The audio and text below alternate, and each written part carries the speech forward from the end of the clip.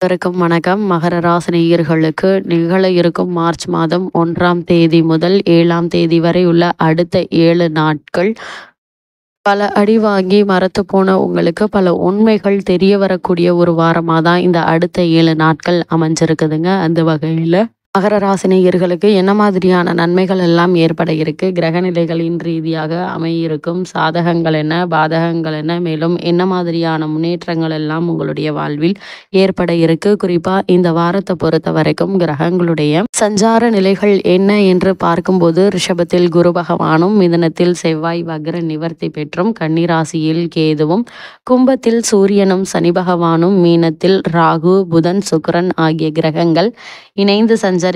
இந்த கிரகங்களுடைய சஞ்சார நிலைகளின் காரணமாக மகர ராசினியர்களுடைய வாழ்வில் குடும்ப சூழ்நிலை ரீதியாக உத்தியோகம், தொழில், வியாபாரம், கலைத்துறை, அரசியல் துறை, மாணவ மாணவிகள், விவசாய துறையினர், பெண்மணிகள் என அனைவருக்குமே என்ன மாதிரியான நன்மைகள் எல்லாம் ஏற்பட இருக்கு என்பது குறித்தான முழுமையான பதிவை தான் இந்த வீடியோல விரிவாக பார்க்க போகிறோம். அந்த வகையில் மகர ராசியை சேர்ந்த உத்திராடம் 2ஆம் பாதம் முதல் திருவோணம் அவிட்டம் 2ஆம் பாதம் வரை உள்ள நட்சத்திரக்காரர்களுக்கு இந்த மார்ச் மாதம் 1ஆம் தேதி முதல் 7ஆம் தேதி வரை உள்ள இத்தருணங்களில் என்ன மாதிரியான நன்மைகள் எல்லாம் ஏற்பட இருக்கு என்று பார்க்கும்போது, இந்த வார கிரக நிலைகளை ஆராய்ந்து பார்க்கும்போது உங்களுடைய ராசிநாதனான சனி அஷ்டமாதிபதி சூரியனோடு இணைந்து சஞ்சரிக்கிறாருங்க.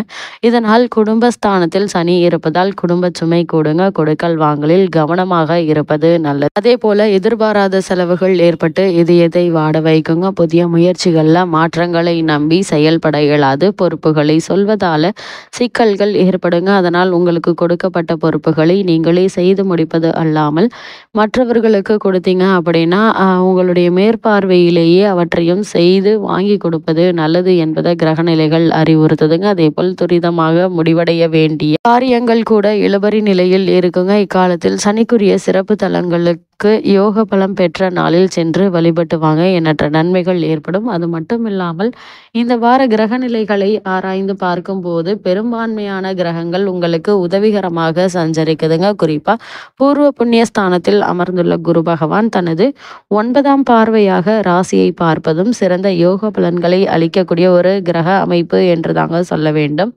இந்த வாரத்தை பொறுத்த வரைக்கும் 7.5 சனியினுடைய கடைசி பகுதியாக சனி பகவான் உங்களுக்கு அமர்ந்திருக்கிறாருங்க.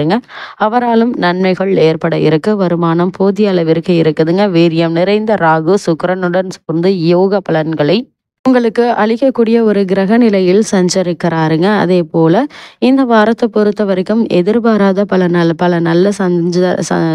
நல்ல நிலை சந்தர்ப்பங்கள் உங்களுடைய வாழ்வில் ஏற்பட இருக்குது. ஒரு சிலருக்கு தீர்த்ததல யாத்திரை கிடைக்க இருக்குது. பெரியோர் மகான்களுடைய ஆசிகளும் கிடைக்க இருக்குதுங்க. 7.5 சனி முடிவரும் கடைசி பகுதியின் போது பல நன்மைகளை சம்பந்தப்பட்டவர்களுக்கு அளித்தருள்வதாக துவாரகையில் சனி பகவான் ஸ்ரீ கிருஷ்ண பகவானுக்கு வாக்களித்திருக்கிறாரு. ஒருவேளை உங்களுக்கு பழைய கடன்கள் இருந்துச்சு அப்படின்னா அவற்றை அடைத்து நிம்மதி பெற வழிபிறக்கக்கூடிய ஒரு தருணமாகவும் இந்த வாரம் அமைஞ்சிருக்குதுங்க. சனி பகவான் திருமண முயற்சிகள்ல நல்ல வரன் அமையுங்க. முயற்சிகள் அனைத்திலுமே வெற்றி கிடைக்கக்கூடிய ஒரு வாரமாக தான் இந்த வாரம் அமைஞ்சிருக்குது என்பதை கிரக நிலைகள் மீண்டும் மீண்டும் உங்களுக்கு அறிவுறுத்துதுங்க. அது மட்டும் இல்லாம பூர்வீக சொத்து சம்பந்தமான வழக்குகள் இருந்துச்சு அப்படின்னா அந்த வழக்குகள்ல சாதகமான தீர்ப்பினை தற்போது நீங்கள் தாராளமாக எதிர்பார்க்கலாங்க. அது மட்டும் இல்லாம மகர ராசினியர்களை பொறுத்த வரைக்கும் இந்த வாரத்தில் மிதுன ராசியில் சஞ்சரித்து கொண்டிருக்கும் செவ்வாய் வக்ர நிவர்த்தி பெற்று சஞ்சரிக்கிறார். அதாவது உங்களுடைய ராசிக்கு 4, 9 ஆகிய இடங்களுக்கு அதிபதியானவர் செவ்வாய்.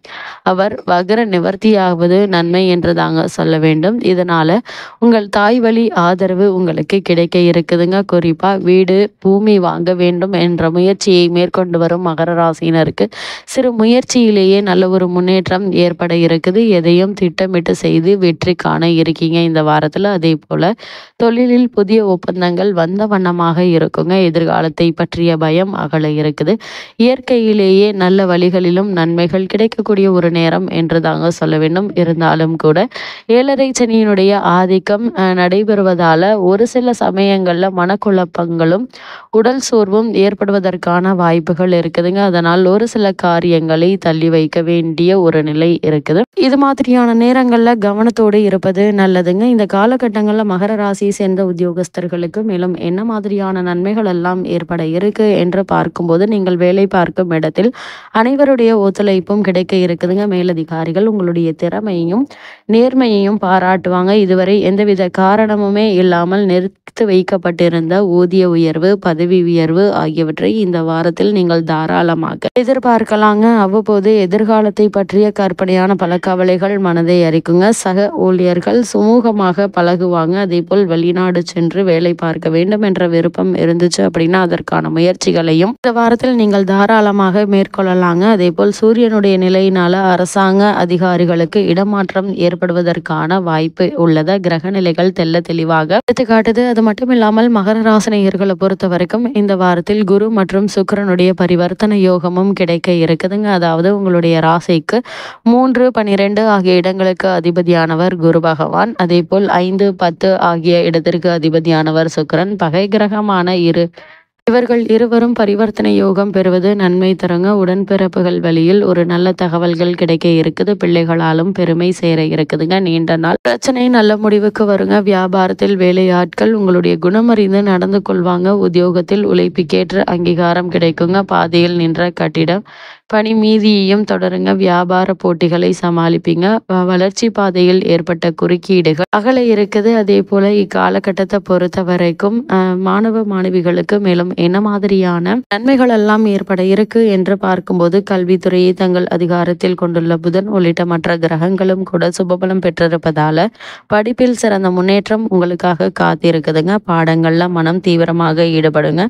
விசேஷ உயர்கல்விக்கு உதவிகள் எளிதில் கிடைக்க இருக்குது. வெளிநாடுகளில் கல்வி பயின்று வரும் மாணவ மாணவியரை பொறுத்த வரைக்கும் தங்களுடைய ப்ராஜெக்ட்களை குறித்த காலத்தில் முடித்து சமர்ப்பித்து வெற்றி காண முடியும் என்பதை கிரகநிலைகள் உங்களுக்கு தெள்ள தெளிவாக அறிவுறுத்துதுங்க. அது மட்டும் இல்லாம விவசாயத்துறையினருக்கு இந்த வாரம் மேலும் என்ன மாதிரியான நன்மைகள் எல்லாம் ஏற்பட இருக்கு என்று பார்க்கும்போது, விவசாயத்துறைக்கு அதிபதியும் பூமிக்காரகரமான செவ்வாய் மிகவும் அனுகூலமாக சஞ்சரிக்கிறாருங்க. இதனால இந்த வாரத்துல உழைப்புக்கேற்ற விளைச்சல் கிடைக்குங்க. கால்நடைகள் அபிவிருத்தி அடையுங்க. ஒரு சிலருக்கு புதிய விளைநிலம் வாங்கும் யோகமும் அமைஞ்சிருக்குதுங்க. அதனால் அதற்கான முயற்சிகளை மேற்கொண்டு வரும் மகர ராசியினருக்கு சிறு முயற்சியிலேயே வெற்றி கிடைப்பதற்கான சாத்தியக்கூறுகள் நிறைந்த ஒரு தருணமா அமைஞ்சிருக்குதுங்க. அதே போல் நவீன விவசாய வசதியை விரிவுபடுத்துவதற்கான முயற்சிகளையும் முன்னேற்றம் ஏற்பட இருக்குது. நிதி நிறுவனங்கள் முழு ஒத்துழைப்பையும் கொடுப்பாங்க. பழைய கடன்கள் இருந்துச்சு அப்படின்னா அவற்றை அடைத்து நிம்மதி பெற ஏற்ற ஒரு தருணமாகவும் இந்த வாரம் அமைஞ்சிருக்குதுங்க. மகர ராசியை சேர்ந்த பெண்மணிகளை பொறுத்த வரைக்கும்